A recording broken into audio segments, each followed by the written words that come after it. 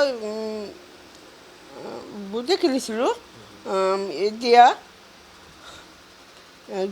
5,000 medal, bronze, 2,000 medal, gold medal. কেনেকুৱা লাগিছিল যেতিয়া চবৰে ভাল হৈছে জয় হৈছোঁ কিমান আছিল প্ৰতিযোগী আপোনাৰ আপোনালোকৰ খেলখনত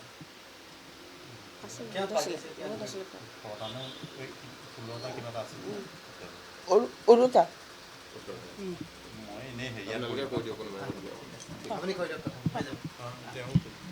নমস্কাৰ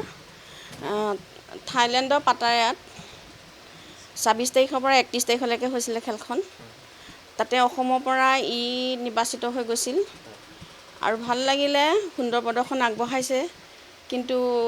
কথা হৈছে কি অসমত ৰয়িং খেলটো ইমান প্ৰচলন নহয় যদিও কিন্তু এবাৰ যেতিয়া ৰয়িংখন শিকিছিল আচলতে প্ৰকৃততে প্ৰথমতে ছুইমাৰ আছিল ছুইমাৰৰ পৰা আহি ৰয়িং শিকিলে ৰয়িঙৰ ট্ৰেইনিং লৈ উঠি লৈ নেশ্যনেল খেলিছে নেশ্যনেলৰ পৰা ইণ্টাৰনেশ্যনেল এতিয়া ভুমুকি মাৰিছে আৰু আমাৰ ৰয়িং এছ'চিয়েশ্যন অফ আছামৰ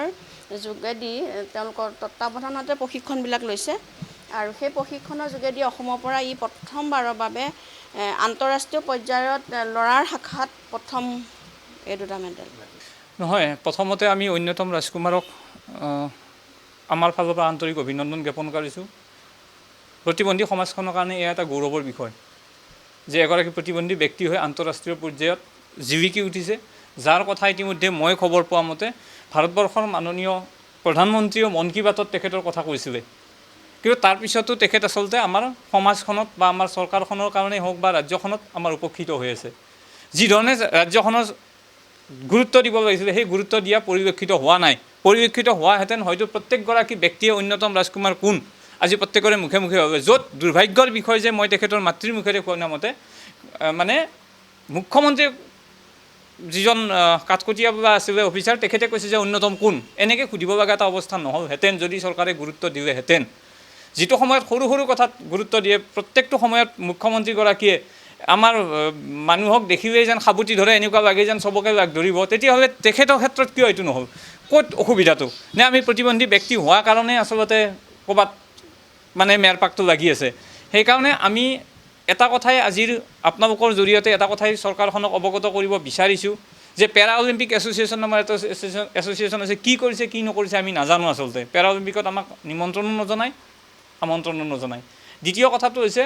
যে যিহেতুকে ৰাষ্ট্ৰীয় বা আন্তঃৰাষ্ট্ৰীয় পৰ্যায়ত খেলিলে চৰকাৰীভাৱে এটা সংস্থাপনৰ ব্যৱস্থা কৰে সাধাৰণ মানুহক আমাৰ প্ৰতিবন্ধী ব্যক্তিৰ ক্ষেত্ৰত কি কৰিছে আজিতো আন্তঃৰাষ্ট্ৰীয় পৰ্যায়ত যিহেতু জিলিকি উঠিছে যদি প্ৰধানমন্ত্ৰীৰ মুখত অন্যতম ৰাজকুমাৰৰ কথাটো ওলাই পৰিছে তেতিয়াহ'লে তেখেতক শীঘ্ৰে তেখেতৰ যিটো প্ৰাপ্য যোগ্য সাধাৰণতে আমি দেখিছোঁ যে DSP পদত দিয়ে আমাৰ DSP দিব নোৱাৰে যিটো পদত দিয়ে শীঘ্ৰে তেখেতৰ নিযুক্তিৰ ব্যৱস্থাটো কৰিব লাগে আৰু যোগ্য যথাযথ সন্মান তেখেতক দিব লাগে যিহেতুকে মই আজি 3 দিন আগত NKTV পৰা এটা মিডিয়াৰ যোগেদি দেখা পাইছিলোঁ সেইকাৰণে মই আপোনালোকৰ মিডিয়াখিনিকো ধন্যবাদ দিছোঁ যে মিডিয়াৰ যোগেদিহে মই তেখেতৰ কথাখিনি গম পাইছিলোঁ আৰু আজি আপোনালোকৰ মিডিয়াৰ যোগেদি ক'ব বিচাৰিছোঁ মুখ্যমন্ত্ৰীগৰাকীয়ে যদি এতিয়ালৈকে গম পোৱা নাই সেয়া আমাৰ বাবে দুৰ্ভাগ্যৰ নহয় আটাইতকৈ লজ্জাজনক কথাও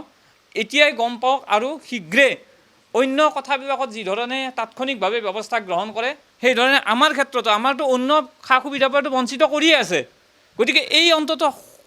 ৰাষ্ট্ৰীয় পৰ্যায়ত জিলিকি উঠা ব্যক্তিকেইজনৰ ক্ষেত্ৰত যাতে অন্যায় বা অবিচাৰ নকৰি শীঘ্ৰে যিখিনি প্ৰাপ্য তাক দিয়াৰ ব্যৱস্থা কৰে অন্যথা প্ৰতিবন্ধী সুৰক্ষা সংস্থা অসমে সদায় অন্যতম ৰাজকুমাৰৰ কাষত থিয় দিব